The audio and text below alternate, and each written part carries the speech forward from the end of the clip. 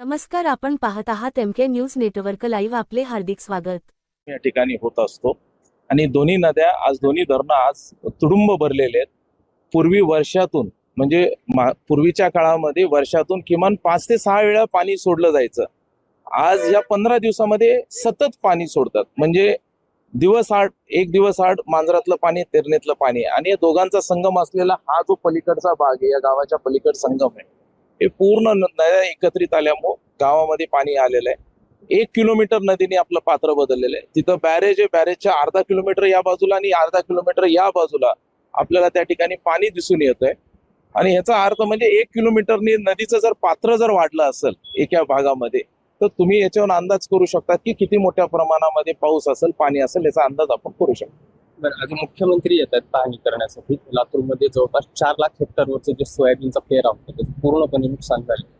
तर काय मागणी असते? हे सर्वात पहिलं म्हणजे तूर होती 1 लाख हेक्टरवर, ती तर 100% गेली, उडीत गेला.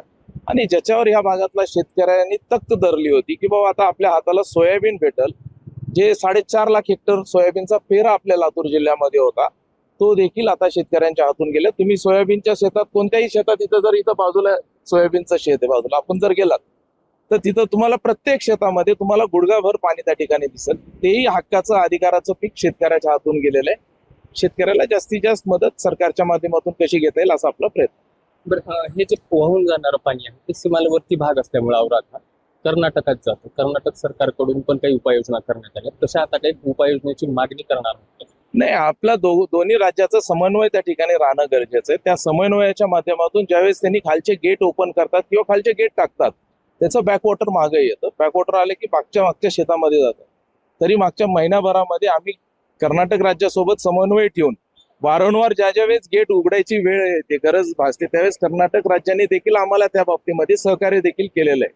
आणि भविष्यात देखील दोन्ही बॅरेज आणि दोन्ही बाजूच्या शेतकऱ्यांना मदत होईल असं नियोजन दोन्ही बाजूनी राहिलं तर नुकसान होणार नाही. दोघांचं एकत्रित समन्वय राहिलं तर शेतकऱ्यांचं नुकसान होणार नाही. त्यामुळे कर्नाटक राज्य आणि महाराष्ट्र राज्याच्या भागातले जे 2 बॅरेजेस आहेत त्यांचं समन्वय एकत्रित राहणं हे गरजेचं आहे. बरं, काल ऑगस्ट महिन्यामध्ये जी अतिवृष्टी झालेली आहे त्याचं एक विशेष पॅकेज जाहीर केले सरकारने, पण लोकांमध्ये अशा प्रतिक्रिया आहेत की ते तुटपुंजा स्वरूपाचं आहे.